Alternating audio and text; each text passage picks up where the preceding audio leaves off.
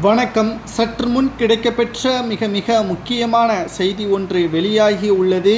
மிகப்பெரிய அளவில் திருப்புமுனையாக வழக்கில் ஏற்பட்டுள்ள மாற்றம் ஒட்டுமொத்தமாக திமுகவின் தலையில் விழுந்த இடி. அதாவது கடந்த சில வாரங்களாகவே ஒட்டுமொத்த தமிழகத்தையும் பரபரப்பை ஏற்படுத்திய அண்ணா பல்கலைக்கழக மாணவி விசாரணை நீதிமன்றத்தால் மிகப்பெரிய ஒரு மாற்றத்தை கொண்டு வர வேண்டும் என்பதற்காக 3 IPS அதிகாரிகளை கொண்ட புலன் விசாரணை மூலமாக இது இறுதி கட்டத்தை எட்டியுள்ளது என்றே கூறலாம்.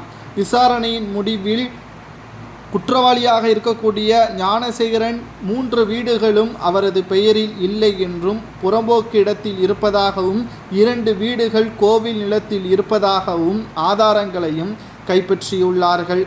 அது மட்டுமல்ல, பிரியாணி கடையை நடத்தி வருவதாக மட்டும்தான் வழக்கு பதிவு செய்யும் பொழுது காவல்துறை அதிகாரிகள் பிரியாணி கடை நடத்துபவர் என்பது பெயர் மட்டும்தான் அதில் குறிப்பிடப்பட்டுள்ளது. ஆனால் அதற்கு பின்னால் இவர் ரவுடி மற்றும் ஒட்டுமொத்தமாக 15 வழக்குகளில் இவர் சிக்கியுள்ளார். ஜாமீனில்தான் தற்பொழுது வெளியே வந்துள்ளார்.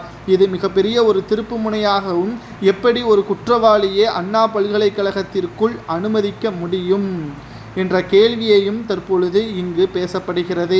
மேலும் கல்லூரி பேராசிரியருக்கும் இவருக்கும் நட்புறவு இருப்பதாகவும், அந்த அடிப்படையில்தான் அண்ணா பல்கலைக்கழகத்திற்கு அடிக்கடி வருவதாகவும் திடுக்கிடும் தகவல்கள் வெளியாகி உள்ளது.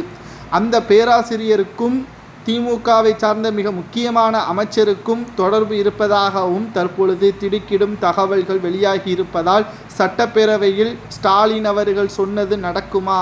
இதற்கு பின்னால் திமுக தான் இருக்கிறது என்றால் எனது பதவியை ராஜினாமா செய்வதற்கு கூட தயங்க மாட்டேன் என்று முதல்வர் ஸ்டாலின் அவர்கள் சட்டப்பேரவையில் எடப்பாடி பழனிசாமி அவர்களுக்கு பதிலளித்தார். தற்பொழுது பேராசிரியருக்கும் அமைச்சருக்கும் தொடர்பு இருப்பது வெட்ட வெளிச்சத்தில் வந்துள்ளது. விசாரணையும் தீவிரப்படுத்தப்பட்டுள்ளது. குற்றவாளி ஞானசேகரன் அவர்கள் சில வாக்குமூலத்தையும் கொடுத்துள்ளார். அந்த சார் பற்றியான தகவல்களும் முழுமையாக வெளிவர தொடங்கிவிட்டது.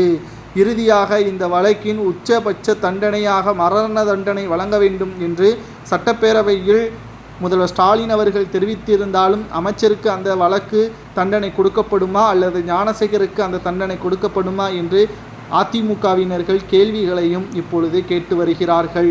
இது முதல்வர் ஸ்டாலின் அவர்களது தலையில் விழுந்த மிகப்பெரிய ஒரு இடியாக பார்க்கப்படுகிறது.